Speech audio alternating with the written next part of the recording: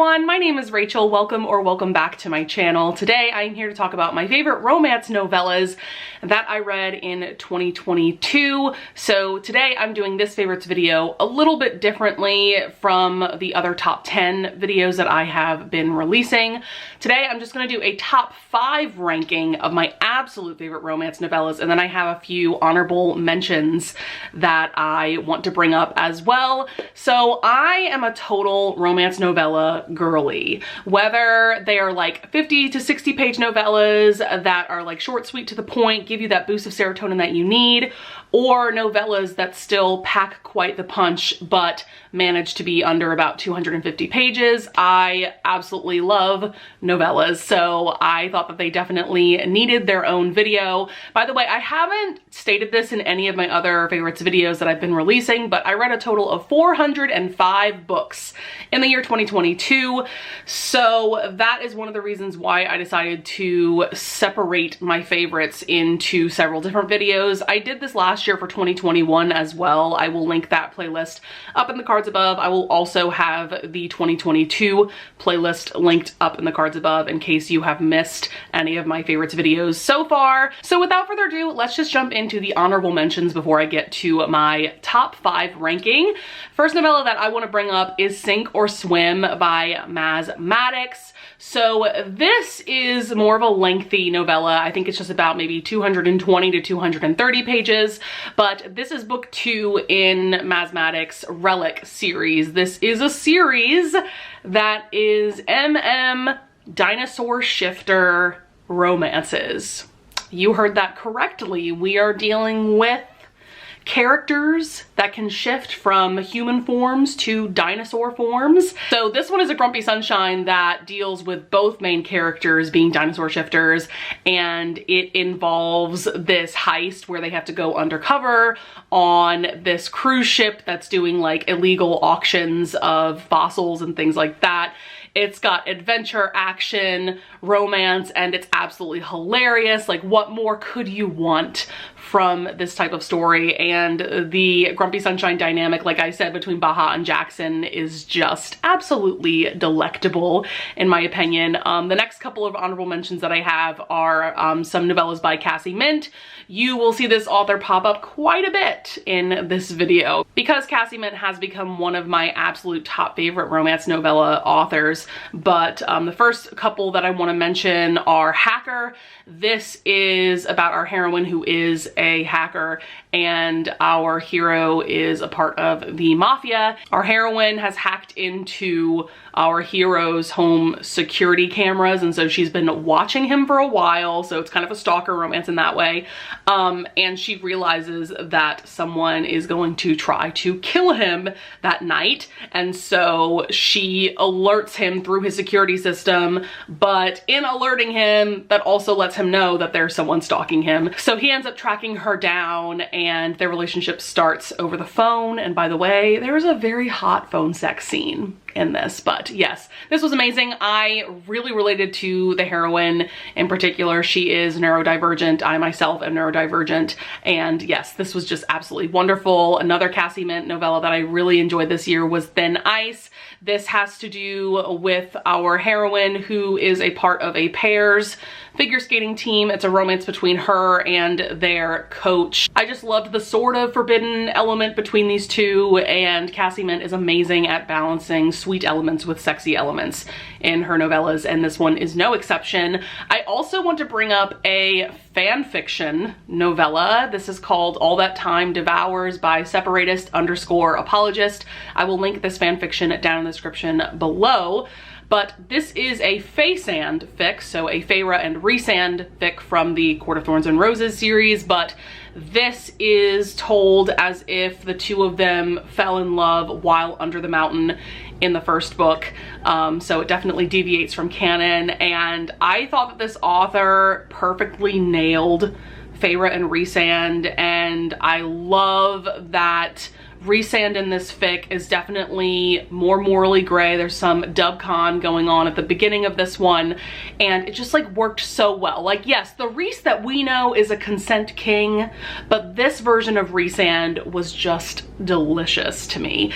I will say this one gets very bonkers at the very end, because you could tell that the author was just trying to end this story in some kind of succinct way, but other than that, like, this was pretty much perfect to me. And then the last honorable mention that I quickly want to mention is Sweet Talk by Cara Bastone. This is one of her Audible original novellas that she recently came out with. So this was first released as just an audiobook, and first of all, I have to give a shout out to the audiobook production.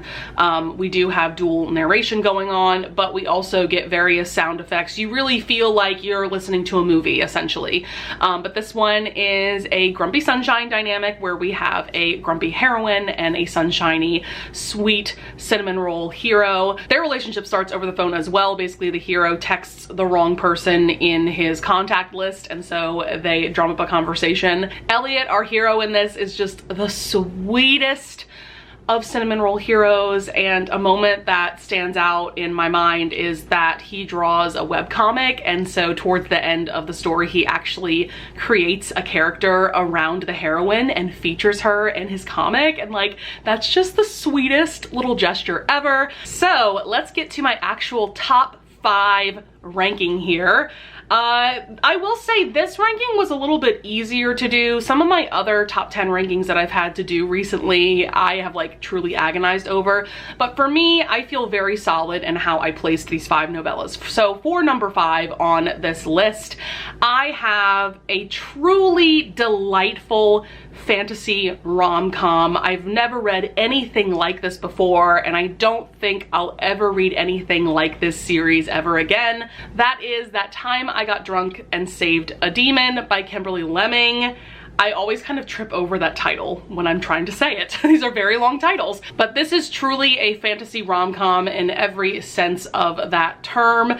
This is one of the funniest romances that I read in 2022. Cinnamon, our main heroine, is one of the funniest characters that I've ever read about. Her sense of humor is just everything to me. This is a high fantasy. It's taking place in a completely fantastical world.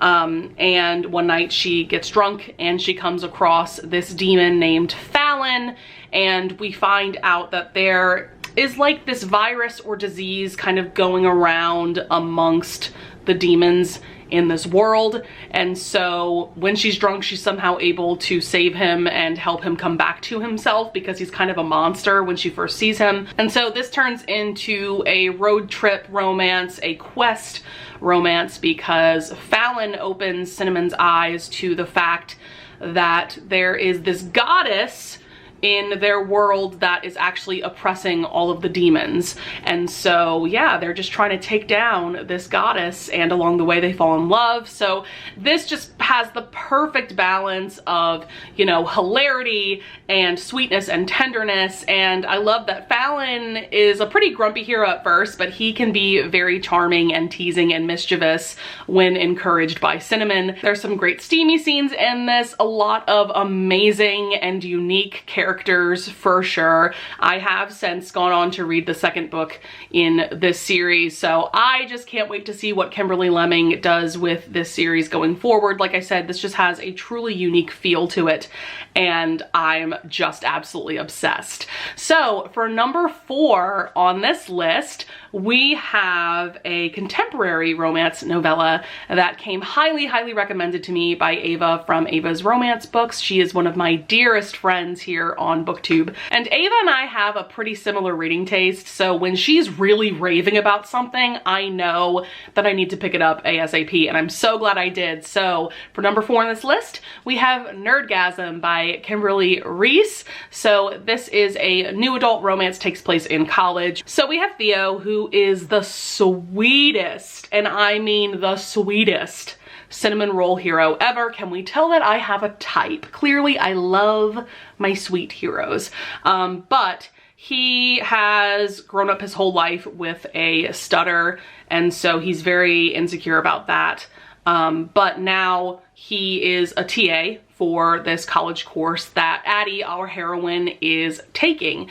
And so it's a romance between the two of them. And because Theo is very shy, he's very sweet, he's also nerdy and a virgin hero, love that. Addie is like the opposite. She's an extrovert, she's very outgoing, and so she actually pursues him and asks him out. And I actually really enjoyed that twist, because you hardly ever read romances like that where the heroine is the one to really pursue the hero and the hero's just taken aback and just like loving every second of it, right? But one moment that stands out in my mind is that on their first date, though Addie is the one to ask him out, Theo is like, no, I'm gonna take care of the date. I wanna take you someplace special. And so he gets them tickets to this Comic-Con like convention, and I think that that's just a wonderful first date idea. And I was just completely sucked into this story and to the writing. From page one, I did not want to put this novella down once I picked it up. And another thing that I actually really enjoyed about this novella is that Addie, our heroine, is the one who fucks up and makes the third act conflict happen. And so she's the one that has to grovel, and I really liked how that played out. I thought that it was really well written, and Theo just has my heart and soul. He is just a wonderful, wonderful romance hero. As much as I highly recommend this novella, I do have one tiny little caveat that I want to bring up.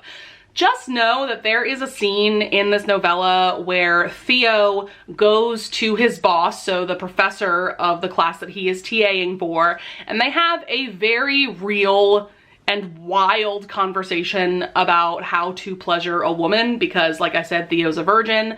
So yeah, that scene is bonkers and definitely unbelievable, but the rest of this novella is absolute perfection, and I can't recommend it highly enough. All right, so number 3 and number 2 on this list are both by Cassie Mint. Like I said, you knew she was gonna make a comeback in this video. So for number 3 on this list, we have Honey Trap. So this is one of the novellas in, I believe it's her Sweet Little Sinner series. Hacker is also from this same novella series, though these are all standalones. They really have very little connection between the 4 of them.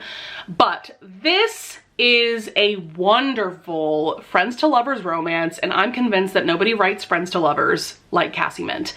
But we have our heroine June. She is what is known as a honey trap, and so clients will hire her to go talk to and charm men into giving up secrets, essentially.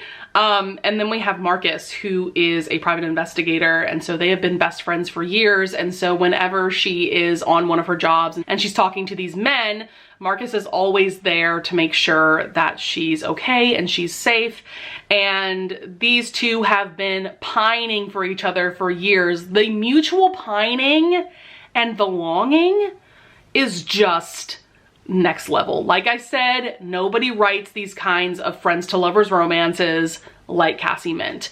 But though June is showing signs that she is absolutely attracted to Marcus, he doesn't quite believe it because she's a honey trap. So he thinks that she's just pretending to be into him for some reason. So there's a lot of angst between the two of them because of that as well. And this was just immaculate. Like from the first couple of sentences, I was sucked right in. Number 2 on this list, I have very similar feelings about. This is for sure my top favorite Cassie Mint novella that I have read so far. This is Big Bet. So this is a part of her Big Boys series. So this is a series that just centers around heroes that are larger men. Once again, these are all standalones. You definitely don't need to read this series in order, but this is about Will and Aubrey. They both work at this casino in Vegas. Will is a blackjack dealer and Aubrey is a burlesque dancer. And so once again, they have been friends for years. They have been pining after each other for years. But they both feel unworthy of each other. And so over the course of the novella, circumstances come up that allow them to get even closer and to finally confess their feelings for one another. And this novella is only about 60 pages or so, just like with Honey Trap. So when an author can make me feel so invested in a couple in so few pages, I feel like that is just a true writing talent. So we have made it to my number 1 top favorite novella of this year. I have to give credit where credit is due to Jen from the Book Refuge because she has recommended this novella and this series as a whole to me a couple of times at this point, and I'm so glad that I finally took her recommendation seriously and picked up this book last year because it completely took over my reading year when I read it. I want to say at the end of September. I have never read a romance quite like this before, and I don't think I'm ever gonna read a romance or a series like this ever again. It is just absolutely spectacular. So for number one, we have Haven by Claire Kent. This is book one in her Kindled series. So this is a post-apocalyptic romance series, and this is a novella. As you can see, it's just about 170 pages, but boy, does it pack quite the punch. It felt like after I finished this that I had read a book that was, you know, several hundred pages, but in the best way possible. Not that this dragged or anything. It just like there was so much to the story and I felt so much for these characters that I really thought I had read so many more pages than I actually did. So at the very beginning of the novella, we see that a very catastrophic event happened on Earth. And so now the entire ecosystem has been just completely ruined by this event. And so the main story of this novella takes place, I believe, 4 years after that event. And so we've seen that society has completely dissipated. You know, there's really no government, there's no cities, anything like that. Everybody's just trying to survive on their own. And so that creates a very dark and rough and wild world to be living in. Yet Claire Kent does an incredible job of making this world hopeful at the same time. So we have Faith and Jackson, our hero and heroine. They are co-running this farm, this sanctuary called Haven. And so they have about 20 or so people that live with them on this farm. And right after the cataclysmic event happened at the very beginning of the novella, they built a very tall wall around their sanctuary to keep them safe. And while Faith and Jackson are doing a really great job of co-running this sanctuary together, they definitely butt heads, and this becomes a co-workers with benefits to lovers romance. And obsessed doesn't even begin to describe how I feel about this story and this romance. I was so sucked into the writing that like I just completely forgot about the world around me. Like I felt like I was there with these characters trying to survive on their own in this insane situation, yet they're falling for each other. And I adore Jackson, the hero, because he's one of those like grumpy heroes who hides his emotions, yet he's been pining for Faith for years. And she's completely shocked when he finally confesses his feelings to her later on in the novella. And I just love a grumpy yet sweet hero. That is what Claire Kent is amazing at writing, is those type of heroes. It's kind of funny that I consider this series to be like a comfort read to me, even though it centers around this very dire situation. It still has a very cozy feel to it somehow. So clearly I can't recommend this highly enough. I have since also read Last Light, which is technically a standalone and a prequel to Haven. And then I need to go on and read the rest of the books in this series. I believe book 4 very recently came out in December. But I'm also savoring these books. I don't want to read them too quickly, you know, because they're just that special to me. So that is going to be it for my top favorite romance novellas that I read in 2022.